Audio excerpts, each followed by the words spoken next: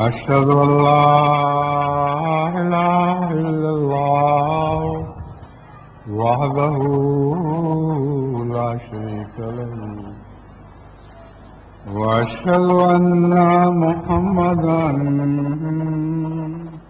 عبده ورسوله أما بعد فأعوذ بالله من الشيطان الرجيم بسم الله الرحمن الرحيم الحمد لله رب العالمين الحمد لله رب العالمين الحمد لله رب العالمين الرحمن الرحيم مالك يوم الدين إياك نعبد وإياك نستعين اهدنا الصراط المستقيم صراط الذين أنعمت عليهم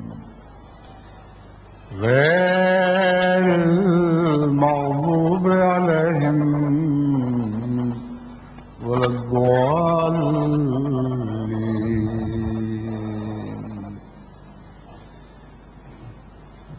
اللہ تعالیٰ کا بے انتہا احسان ہے کہ اس نے مجھے آج یہ توفیق عطا فرمائی ہے کہ میں انڈونیشیا کے لجنہ کو براہ راست یہاں سے خطاب کر رہا ہوں۔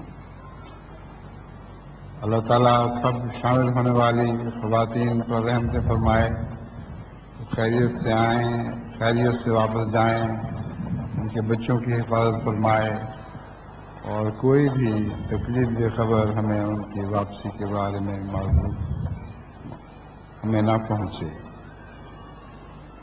میں بارہا یہ نصیحت کر چکا ہوں کہ جو ڈرائیو کرنے والے ہیں وہ احتیاط سے ڈرائیو کریں، نیند کی ضرورت پڑے تو رستے میں ٹھہر جائیں، ہر پہلو سے پوری احتیاط کریں تاکہ اللہ تعالیٰ کی فضل سے وہ خیر و عافیت سے واپس اپنے گھروں کو پہنچیں۔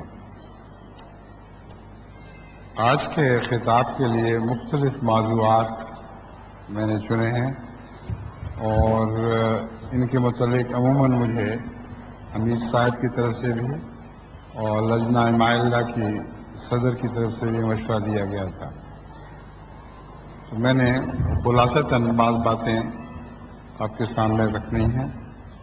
پہلی بات تو یہ ہے کہ ماشاء اللہ چشم بدور جماعت احمدیہ انڈونیشیا کی خواتین مالی قربانی میں بہت آگے ہیں، اتنی آگے ہیں کہ بعض دفعہ تو حیرت ہوتی ہے دیکھ کر، اور سب دنیا کی لجنات کے لیے ماشاءاللہ ایک اعلیٰ نمونہ ہے۔ صرف چند امور میں نے چنے ہیں، ورنہ تفصیل میں جاؤں تو بہت لمبی ہو جائے گی۔ 1985 عیسوی میں لجنہ بانڈون نے لجنہ سے زیور اکٹھا کر کے ایک گھر خریدا جو ہاسٹل کے طور پر استعمال ہوتا ہے۔ 1978 میں ایک ممبر لجنہ نے اکیلے ہی ایک پلاٹ خرید کر مسجد کے لیے وقف کیا اور تعمیر مسجد کا سارا خرچ بھی خود ہی برداشت کیا۔ 1993 میں پارون میں لجنہ نے ایک 3 منزلہ شاندار عمارت جماعتی کاموں کے لیے تعمیر کی۔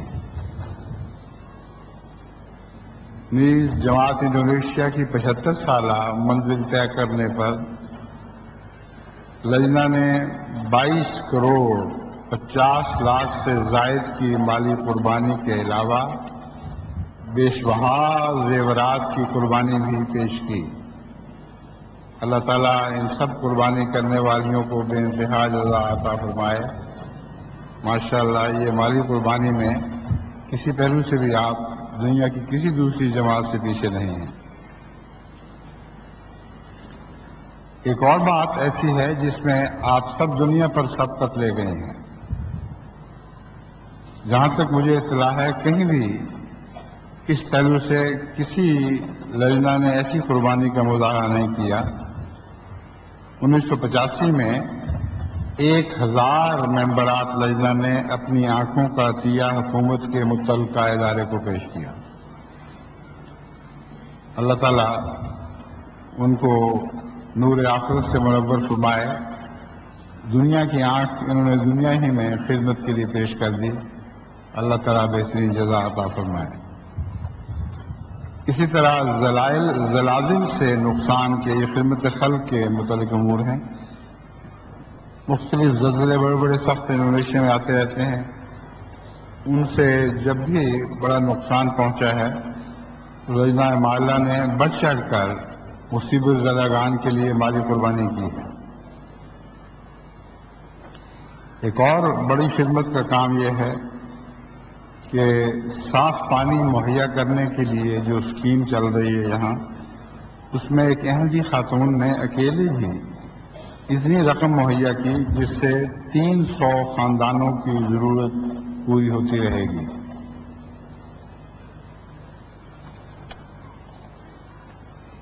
کسی بھی جانی قربانی میں لجنہ دنیا کی کسی اور لجنہ سے پیچھے نہیں۔ عطیہ خون دینے میں بھی لجنہ نے اتنا نمایاں حصہ لیا ہے کہ یونیسیف کی طرف سے نمایاں خدمت کا اعزاز دیا گیا۔ ایک اور قابل ذکر بات یہ ہے کہ خاتون اول نے، جو انڈونیشیا کی خاتون اول ہیں، انہوں نے اپنے محل میں منعقد ہونے والی ایک کانفرنس میں آنکھوں کے عطیے کے سلسلے میں ملک بھر سے 24 خواتین کا بطور خاص انتخاب کیا۔ سارے ملک سے جو 24 خواتین منتخب کی گئیں ان میں سے 15 اللہ کے فضل سے احمدی خواتین تھیں۔ تو یہ ایک ایسا اعزاز ہے جو حیرت انگیز ہے، اور اللہ تعالیٰ آپ سب کو اس کی بہترین جزا عطا فرمائے۔ بارہا یہ ذکر پہلے بھی گزر چکا ہے۔ اس سے پہلے میں نے آپ کے پریزیڈنٹ صاحب خدمت میں بھی یہ مسئلہ اٹھایا تھا کہ بدقسمتی سے آج کل ڈرگ ایڈکشن کا بہت رواج ہو رہا ہے۔ اتنا زیادہ ہے کہ بعض دفعہ میرے دل کو سخت تکلیف پہنچتی ہے کہ بعض احمدی بچے اور بچیاں بھی ڈرگ ایڈکشن میں ملوث ہیں۔ حالانکہ آپ کو تو اللہ تعالیٰ نے اس وجہ سے کھڑا کیا ہے کہ نہ صرف انڈونیشیا سے یہ بلا دور کریں بلکہ ایسا پاک نمونہ دکھائیں کہ سب دنیا سے یہ ڈرگ ایڈکشن کی وبا دور کر دی جائے۔ اس سلسلے میں ایک بہت ہی عمدہ اقتباس حضرت اقدس مسیح موعود علیہ الصلوۃ والسلام کا میں آپ کی خدمت میں پیش کرتا ہوں، اور سوچیں اس زمانے میں حضرت مسیح موعود علیہ الصلوۃ والسلام کو آج کے زمانے کی ڈرگ ایڈکشن کی کتنی فکر تھی۔ آپ فرماتے ہیں، اے عقل مندو، یہ دنیا ہمیشہ کی جگہ نہیں، تم سنبھل جاؤ، تم ہر ایک بے اعتدالی کو چھوڑ دو اور ہر ایک نشے کی چیز کو ترک کرو۔ انسان کو تباہ کرنے والی صرف شراب ہی نہیں بلکہ افیون، گانجا، چرس، بھنگ، تاڑی اور ہر ایک نشہ جو ہمیشہ کے لیے عادت کر لیا جاتا ہے وہ دماغ کو خراب کرتا ہے اور آخر ہلاک کر دیتا ہے۔ تو تم اس سے بچو۔ ہم نہیں سمجھ سکتے کہ تم کیوں ان چیزوں کو استعمال کرتے ہو جن کی شامت سے ہر ایک سال ہزارہا تمہارے جیسے نشے کے عادی اس دنیا سے کوچ کر جاتے ہیں۔ یہ ہزارہا کی بات تو اس زمانے کی تھی، اب تو بلا شبہ نشے کی عادت کے نتیجے میں جو وہ مختلف دنیا میں پھیلی ہوئی نشے کی مختلف صورتیں ہیں، ان کے استعمال سے بلا شبہ لکھوں کھا انسان موت کے منہ میں چلے جاتے ہیں اور اپنے خیالی دنیا میں بہت اونچے اڑتے رہتے ہیں، حالانکہ وہ زمین پہ چلنے کے قابل بھی نہیں ہوتے۔ تو بہت بڑی بلا ہے جس نے دنیا کو گھیر رکھا ہے، اور مغرب اور مشرق دونوں پہ یکساں عمل کر رہی ہے۔ ایک زمانہ تھا جب کہ چین کو غلام رکھنے کے لیے مغرب نے چین میں بعض نشہ آور چیزوں کے استعمال کو رواج دیا، اور اب چین سے نشہ آور چیزیں بیرونی دنیا کو، مغربی دنیا کو ایکسپورٹ ہوتی ہیں، اور یہ اچھا انتقام لے رہا ہے چین ان سے۔ بہرحال مختصراً آپ سے یہ عرض کرتا ہوں کہ حضرت مسیح موعود علیہ السلام کی اس تعلیم کو پیش نظر رکھتے ہوئے نشہ آور ڈرگز کی پاؤں پہ کلہاڑی چلا دیں۔ حضرت مسیح موعود علیہ السلام فرماتے ہیں، پرہیزگار انسان بن جاؤ تاکہ تمہاری عمریں زیادہ ہوں اور تم خدا سے برکت پاؤ۔ حد سے زیادہ عیاشی میں بسر کرنا لعنتی زندگی ہے، حد سے زیادہ بدخلق اور بے مہر ہونا لعنتی زندگی ہے، حد سے زیادہ خدا یا اس کے بندوں کی ہمدردی سے لاپرواہ ہونا لعنتی زندگی ہے۔ ہر ایک امیر خدا کے حقوق اور انسانوں کے حقوق سے ایسا ہی پوچھا جائے گا جیسا کہ ایک فقیر، بلکہ اس سے زیادہ۔ بس کیا ہی بدقسمت وہ شخص ہے جو اس مختصر زندگی پر بھروسہ کر کے بکلی خدا سے منہ پھیر لیتا ہے اور خدا کے حرام کو ایسی بے باکی سے استعمال کرتا ہے کہ گویا وہ حرام اس کے لیے حلال ہے۔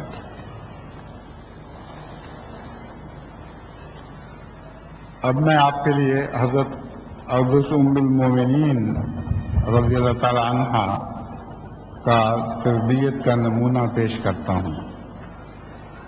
آپ نے تربیت کے بہترین اصول اپنائے اور آگے اپنی اولاد میں جاری کیے۔ اگر آپ اپنی اولاد کو اس دنیا میں اس گندے ماحول کے بد اثر سے بچانا چاہتی ہیں تو آپ حضرت ام المومنین رضی اللہ تعالی عنہ کی پاک سنت پر عمل کریں، اور یقیناً یہ نسخہ بے خطا آ جائے گا۔ بہت ہی کارآمد نسخہ ہے۔ اس کے بعض پہلوؤں پر جس نے بھی دنیا میں عمل کیا ہے اس نے اپنے بچوں کی بہترین تربیت کا حق ادا کر دیا ہے۔ سب سے پہلی چیز جو حضرت ام المومنین بچوں کو سکھایا کرتی تھیں وہ جھوٹ سے نفرت تھی۔ بچپن ہی سے اس کثرت سے بار بار بچوں کو تلقین کیا کرتی تھی کہ بیٹا جھوٹ نہیں بولنا، جو مرضی خطا ہو، جو مرضی سزا ہو، ہرگز جھوٹ کے ذریعے بچنے کی کوشش نہ کرنا۔ قرآن کریم میں اللہ تعالیٰ جھوٹ کو شرک قرار دیتا ہے۔ بس وہ لوگ جو جھوٹ کا سہارا لے کر سزاؤں سے بچنے کی کوشش کرتے ہیں وہ اللہ کا شرک کرتے ہیں، اور جھوٹ کے سہارے شرک کرنا بہت ہی ایک مکروہ شرک ہے۔ اس لیے حضرت اما جان رضی اللہ تعالیٰ عنہ نے سب سے زیادہ زور جھوٹ سے نفرت پر دیا ہے۔ دوسرا یہ کہ اپنے بچوں پر اعتماد کرنا چاہیے۔ ان کو محسوس ہو کہ ہمارے ماں باپ ہم پر اعتماد کرتے ہیں، اس سے عزت نفس پیدا ہوتی ہے، خود اعتمادی پیدا ہوتی ہے، اور اللہ تعالیٰ کے فضل کے ساتھ ایسے بچوں کی ہمیشہ اچھی تربیت ہوتی ہے جن میں خود اعتمادی پیدا ہو جائے اور یقین ہو کہ ہماری باتوں پر لوگ اعتبار کرتے ہیں، ہمارے ماں باپ ہم پر اعتبار کرتے ہیں، دنیا ہم پر کیوں اعتبار نہ کرے۔ ایک اور عادت جو حضرت اما جان رضی اللہ تعالیٰ عنہ نے بچوں میں ڈالی وہ کہنا ماننے کی عادت ہے۔ بچپن ہی سے بچوں کو کہنا ماننے کی عادت ڈالنی چاہیے۔ ان سے کہنا چاہیے کہ تم چھوٹی موٹی شرارتیں بے شک کرتے پھرو، اللہ تعالیٰ آپ کی اصلاح فرما دے گا، مگر ماں باپ کا کہنا مانیں۔ اگر بچپن ہی سے آپ کہنا ماننے کی عادت بچوں میں راسخ کر دیں گی تو بڑے ہو کے آپ کے سارے تربیتی مسائل حل ہو سکتے ہیں، کیونکہ وہ عادت جو ایک دفعہ بچپن میں پختہ ہو جائے پھر عمر بھر انسان کی روح میں پیوستہ ہو جاتی ہے۔ اور آخری بات جو سب سے آخر سے بھی ہے لیکن پہلی بھی ہے، وہ ہے دعا۔ حضرت اماں جان رضی اللہ تعالی عنہا دعا پر بہت زور دیا کرتی تھیں اور عمر بھر ہمیشہ دعائیں کرتی رہیں، اور دعاؤں کے سہارے ہی آپ کی اولاد کو روحانی امور میں ترقی نصیب ہوئی۔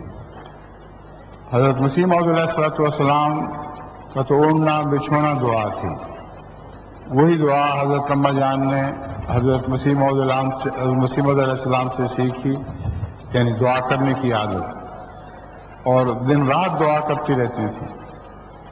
ہم بچپن میں جب حضرت اماں جان کے صحن سے کبھی گزرتے تھے تو آپ کی ہر نظر دعا بن کے ہم پہ پڑتی تھی، کئی دفعہ پیار سے بلا لیتی تھیں، اور جو کھانا اگر اس وقت کھا رہی ہوں کچھ، اس میں سے ایک لقمہ ہمارے منہ میں ڈالتی تھیں اور دعائیں دیتی تھیں کہ اللہ تعالیٰ نیک نصیب بنائے۔ تو آپ بھی اسی طرح بچوں سے حسن سلوک کریں، پیار سے ان کی تربیت کرنے کی کوشش کریں۔ زبردستی کی تربیت ناجائز ہے، اور حضرت مسیح موعود علیہ السلام نے اس کے خلاف بہت سخت تنبیہ کی ہوئی ہے۔ آپ کے زمانے میں اسکولوں میں بچوں کو مارنا سختی سے ممنوع تھا۔ بعد کے زمانے میں بھی بعض اساتذہ اپنے مزاج کی سختی کی وجہ سے جب بچوں کو مارتے تھے، اگر ان کی اطلاع حضرت مسیح موعود رضی اللہ تعالیٰ عنہ کو پہنچے، آپ بہت سختی سے ان کو منع کیا کرتے تھے اور سزا دیا کرتے تھے۔ تو بچوں کو مارنا ایک بہت بری عادت ہے۔ بچپن سے آپ ان کو بغاوت سکھاتے ہیں، اگر ان کو ماریں گی تو بچے معصوم بیچارے ڈر کے آپ کی بات تو مان جائیں گے اس وقت، لیکن دل میں بغاوت کا شیطان اٹھ کھڑا ہوگا، اور وہ اسی وقت تہیا کر لیتے ہیں کہ جب تک ماں باپ کا زور چلتا ہے وہ چلے، اور آخر ہم نے بڑے ہونا ہے، پھر ہم دیکھیں گے کہ ہمیں کیسے ہم پر کیسے دھونس جمائی جاتی ہے۔ اس لیے بہت ہی اہم ایک گر ہے بچوں کی تربیت کا، ان کے لیے دعا کریں، ان پر رحم کا سلوک کریں، شفقت سے سلوک فرمائیں۔ جو بچے قابو نہ آئیں اور ہاتھ سے نکلتے جائیں، ان کے لیے بھی صبر کے ساتھ دعا کرتی رہیں۔ اور میں یقین رکھتا ہوں کہ صبر کے نمونے کے نتیجے میں اللہ تعالیٰ بہت بڑی بڑی فتوحات عطا فرماتا ہے۔ قرآن کریم میں اللہ تعالیٰ نے صبر کو سب سے زیادہ مؤثر ذریعہ تبلیغ و تربیت کا قرار دیا ہے۔ صبر سے قوموں کی کایا پلٹ جاتی ہے۔ اس زمانے میں جو تمام برائیاں دنیا میں پھیلی ہوئی ہیں، ان کا علاج سورہ والعصر میں یہی بیان فرمایا گیا ہے کہ صبر کے ساتھ زمانے کو نصیحت کرتے چلے جاؤ، اور صبر کی نصیحت کرتے چلے جاؤ، رحم کی نصیحت کرو اور رحم کے ساتھ رحم کی نصیحت کرتے چلے جاؤ۔ اس کے نتیجے میں وہ زمانہ جو نقصان اٹھانے والا زمانہ ہے، سارا زمانہ نقصان میں ہے، اس میں مومنین نقصان نہیں اٹھائیں گے، اور وہ صبر سے چلتے رہیں گے تو ان میں ایک عظیم پاک تبدیلی پیدا ہوگی جو دوسروں کو بھی تبدیل کر سکے گی۔ حضرت صلی اللہ علیہ وآلہ وسلم کو صبر کا ایک بہت عظیم حصہ عطا کیا گیا، ایسا کہ اس کے نتیجے میں آپ کے خون کے پیاسے دشمن آپ پر جان نثار کرنے پر ہر دم تیار رہتے تھے۔ ایسی عظیم مثالیں ہیں آپ کے دشمنوں کا حمیم دوست بن جانے کی، یعنی جان نثار دوست بن جانے کی، کہ ساری تاریخ انبیاء میں ایسی مثال آپ کو رسول اللہ صلی اللہ علیہ وسلم کے زمانے کے سوا کہیں دکھائی نہیں دے گی۔ غیر معمولی طور پر قربانی کرنے کا جذبہ پیدا ہوا، اس لیے کہ رسول اللہ صلی اللہ علیہ وسلم سب سے زیادہ صبر اور قربانی کرنے والے تھے۔ آپ نے بڑے بڑے خطرناک دشمنوں کو اپنا ایسا دوست بنایا کہ وہ اپنے خون کا آخری قطرہ آپ پر نثار کرنے پر ہمیشہ تیار رہتے تھے، اور اس پہ فخر محسوس کرتے تھے کہ ہمارا خون کا ہر قطرہ کام ہو گیا۔ اسلامی تاریخ میں مختلف غزوات میں اس کی بے انتہا مثالیں ملتی ہیں، مگر میں نے عمداً اس وقت ان سے اعتراض کیا ہے، کیونکہ میں اس سے پہلے بارہا یہ مثالیں آپ کی خدمت میں پیش کر چکا ہوں، لیکن اب آپ کو سمجھانے کی خاطر میں نے دوبارہ اس ذکر کا اعادہ کیا ہے۔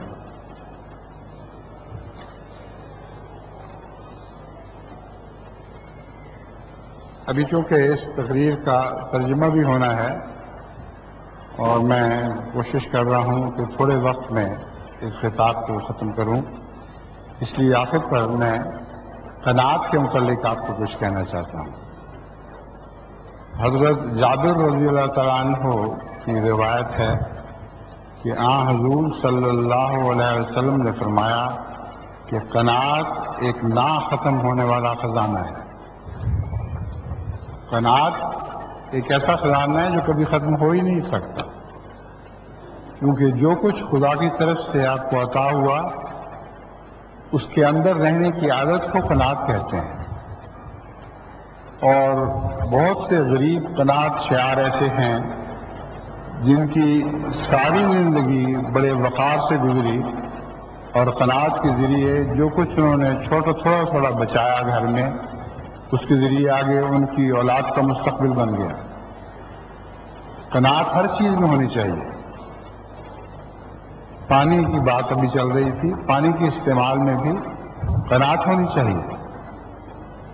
دیکھا گیا ہے کہ بعض لوگ کھلا پانی بہاتے ہیں، نہاتے وقت بھی، غسل کرتے ہوئے نہیں، وضو کرتے وقت بھی، پرواہ نہیں کرتے کہ بیکار پانی ضائع ہوتا چلا جا رہا ہے۔ اس پہلو سے میں نے اللہ تعالیٰ کے فضل سے ہمیشہ بہت قناعت کی کوشش کی ہے، اور بچوں کو بھی قناعت سکھانے کی کوشش کی ہے۔ یہاں تک کہ جو کاغذ استعمال کرتے ہیں منہ صاف کرنے کے لیے، ٹیشو پیپر وغیرہ، میں اس پہ بھی قناعت کرتا ہوں۔ یہ بچے حیران ہو کے دیکھتے ہیں کہ یہ کون سی پاگلوں والی قناعت ہے کہ ٹیشو پیپر تو اس قابل ہی نہیں کہ اس کو استعمال کر کے تھوڑی دیر رکھا جائے، وہ تو استعمال کیا اور پھینکتے چلے گئے، استعمال کرتے چلے جاؤ اور پھینکتے چلے جاؤ۔ لیکن ان کو سمجھ کبھی نہیں آتی کہ چھوٹی چھوٹی چیزوں میں جو قناعت ہے وہ بڑی بڑی چیزوں میں قناعت کا گر سے کھاتی ہے۔ اس لیے میں لجنہ مائلہ انڈونیشیا سے درخواست کرتا ہوں کہ گھر میں قناعت کیا کریں، اس کے نتیجے میں بہت سے کئی فوائد بھی ہوں گے۔ مثلا بعض عورتیں خامدوں سے شکوہ کرتی رہتی ہیں، ہر وقت ان کو تانے دیتی رہتی ہیں، تم گھر میں لائے کیا ہو، میں اب کیا پکا کے تمہیں کھلاؤں۔ حالانکہ اس کے نتیجے میں خامند ظالم بن جاتے ہیں، پھر عورتوں کو دبانے کے لیے سختی سے کام دیتے ہیں۔ بس ایک بدی ایک دوسری بدی کو پیدا کر دیتی ہے۔ آپ اگر خامند کے لیے گھر میں قناعت کر کے کچھ بچائیں بھی، اور جو کچھ بھی ہے وہ پیش کریں، اچھا پیش کریں، تو اس سے بہت برکت پڑتی ہے۔ میں آپ کو اپنے بچپن کا یہ واقعہ سناتا ہوں کہ ہمارے گھروں میں باقاعدہ بہت ہی قناعت پر عمل ہوتا تھا، اور حضرت مسلم موعود رضی اللہ تعالیٰ عنہ کی بیویاں ہفتے میں 5 دن یا 6 دن 5 دن کے قریب جو ان کی باری نہیں ہوتی تھی، وہ ہم بچوں کو سوکھا پھیکا جو کچھ بھی ہے وہ کھانا کھلاتی تھیں، اور قناعت کی تعلیم دیا کرتی تھی کہ جو کچھ تمہارے پاس ہے وہی کافی ہے. اور اس کے نتیجے میں بعض بچے گڑگڑ بھی کرتے تھے، بولتے تھے یہ کیا مصیبت پڑی ہے، دال پہ دال کھلا رہے ہیں. ویسے انڈونیشیا کی دال بہت اچھی ہوتی ہے، اس کے خلاف میرا کوئی اعتراض نہیں ہے. آپ لوگ بہترین دال پکاتے ہیں اور ہم بڑے شوق سے اس کو کھاتے بھی ہیں. لیکن بہرحال قناعت کا سبق دے کر وہ جو پسنداز کیا کرتی تھی وہ حضرت مسلم موعود کے کھانے پر خرچ کر دیا کرتی تھی.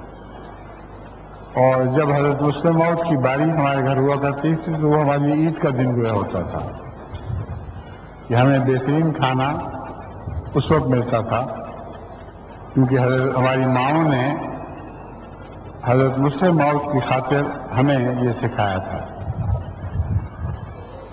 ہر ایک کا اپنا اپنا مزاج ہوتا ہے. حضرت مسلم موعود کا مزاج اس پہلو سے منفرد تھا. آپ کو کھانے میں ذرا بھی اونچ نیچ ہو تو کھانا چھوڑ دیا کرتے تھے. نمک تیز ہو جائے، نمک کم ہو جائے، مرچ تیز ہو جائے، مرچ کم ہو جائے، میٹھا تیز ہو جائے، میٹھا کم ہو جائے، کسی قسم کی بو کھانے میں آنے لگے تو آپ بلا تاخیر فوراً کھانا چھوڑ کر واپس اپنے قصر خلافت میں چلے جایا کرتے تھے. حضرت مسیح موعود علیہ السلام کا مزاج اس پہلو سے بالکل مختلف تھا. حضرت مسیح موعود علیہ السلام نے کبھی بھی کھانے کے شکوہ نہیں کیا. بعض دفعہ نہایت ہی بدمزہ پکا ہوا کھانا بھی کتنے شوق سے کھا رہے ہوتے تھے کہ بعض دفعہ حضرت اماں جان رضی اللہ تعالیٰ عنہ سمجھتی تھی کہ بہت ہی مزیدار کھانا پکایا، اور جب خود کھاتی تھی تو پھر پتہ چلتا تھا کہ کوئی مزیدار کھانا نہیں ہے. حضرت مسیح موعود علیہ السلام دلداری کی خاطر اور اس وجہ سے کہ آپ کے نفس میں بالکل بھی انانیت کسی قسم کی نہیں تھی، ہر قسم کا کھانا بڑے شکر اور صبر کے ساتھ قبول کرتے تھے.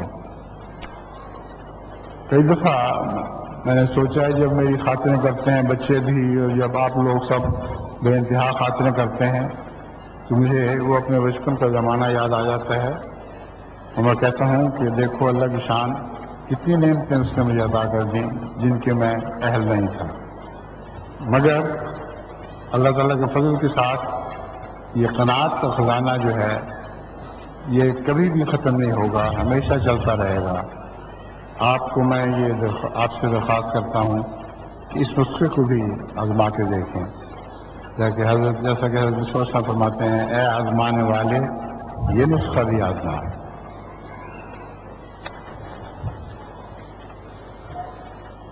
اس کے بعد میں لجنہ نائلہ کا سب سے اہم بات یہ ہے کہ بہت شکریہ ادا کرنا چاہتا ہوں. آپ کی لجنہ کی تربیت بہت اچھی ہو رہی ہے، عظیم شان کام کر رہی ہے لجنہ نائلہ مرکزیہ، اور بہت ہی اچھے طریقے سے آپ کی تربیت کی جا رہی ہے. صرف مجھ سے یہ لجنات کا شکوہ کیا جاتا ہے، صدر لجنہ کی طرف سے بھی، بعض دفعہ امیر کی طرف سے بھی، کہ پردے کی پوری پابندی نہیں کرتے. میں تو ان کو کہتا ہوں کہ میں نے تو بہت اچھا پردہ دیکھا ہے انڈونیشیا میں، بہت اچھی طرح اپنے آپ کو سنبھال کے رکھتے ہیں، سروں کو اچھی طرح لپیٹ کے رکھتے ہیں، چھوٹے چھوٹے بچوں کو بھی پردے کی بہترین تربیت دیتی ہیں. تو اگر آپ نے پردہ سیکھنا ہے تو اپنے بچوں سے سیکھیں. دیکھو کتنے پیاری لگتی ہیں بچیاں، سر ڈھانپا ہوا، اپنے آپ کو پوری طرح سنبھالا ہوا. تو جن کی آپ نے تربیت کی ہے اب وہ آپ کی تربیت کرنے کے قابل ہو گئے ہیں. اپنی بچیوں سے پردے کے انداز سیکھیں. انڈونیشین پردے پہ کوئی اعتراض نہیں ہے، بہت اچھا پردہ ہے. لیکن ایک بات میں محسوس کی ہے کہ جب چہرہ کھلا رکھ کر باہر جانا ہو اور جسم کو ویسے ڈھانپا ہو، سر کو ڈھانپا ہو، تو سنگھار پہ کار نہیں کرنا چاہیے. یہ پردے کی روح کے خلاف ہے۔ ہونٹوں پر بہت زیادہ سرخی لگانا گھر میں تو جائز ہے، کلوں پہ سرخی لگانا گھر میں تو جائز ہے، مگر جب باہر نکلیں تو اس کو صاف کر لیا کریں۔ بالکل اس طرح باہر نکلیں جس طرح مرد بغیر زینت کے باہر نکلتے ہیں۔ جو اللہ تعالیٰ نے آپ کو قدرتی حسن دیے ہے وہ تو ہے، اس کو تو آپ چھپا نہیں سکتے، مگر بناوٹ کا حسن جو ہے اس کو اختیار کرنے کی آپ کو کوئی ضرورت نہیں ہے۔ یہاں بچوں کے پردے سے میں متاثر تو ہوا ہوں، لیکن بچیوں کو بھی سرخیاں لگائی جاتی ہیں، اور کئی دفعہ میں نے دیکھا ہے ان کے ہونٹوں پر تیز لپسٹک لگائی جاتی ہے۔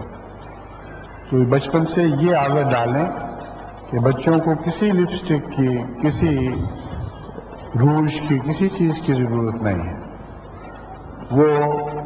وہی حسن جو اللہ نے ان کو عطا کی ہے اسی پر راضی رہیں، اور یہ انڈونیشیا کے لیے ایک بہترین پردے کا نمونہ ہوگا۔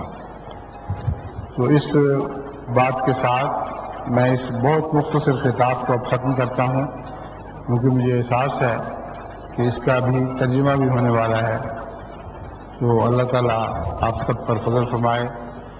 میں پھر ایک دفعہ آپ کو دعا دیتا ہوں، دعائیں کرتے ہوئے آئے ہیں، دعائیں کرتے ہوئے خیریت سے واپس جائیں۔ بارش کی وجہ سے جو تکلیف پہنچی وہ تو قدرت کا فضل بھی ہے اور رحمت بھی ہے، اور اپنی طرف سے بارش کے نتیجے میں جماعت کے لیے اللہ تعالیٰ ہمیشہ نشان بھی دکھاتا رہتا ہے۔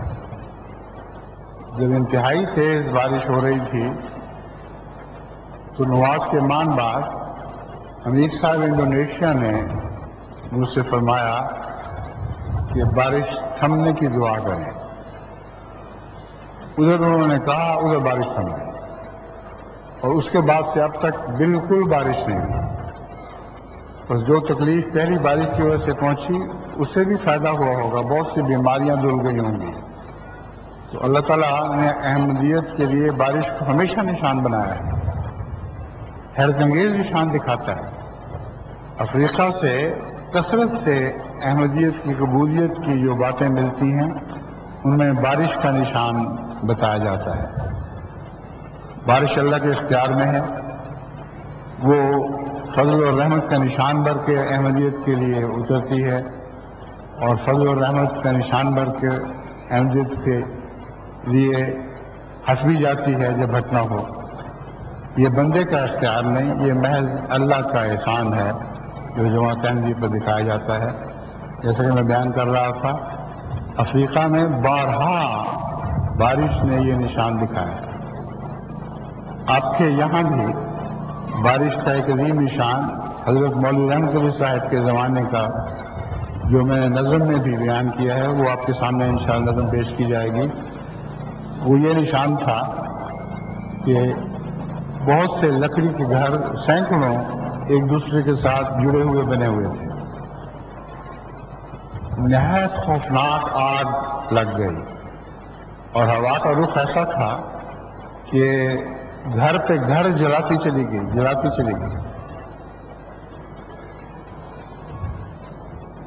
حضرت مولوی رحمت علی صاحب اللہ کے فضل سے ایک زندہ نشان ہے انڈونیشیا کے لیے، ہمیشہ نشان بنے رہیں گے۔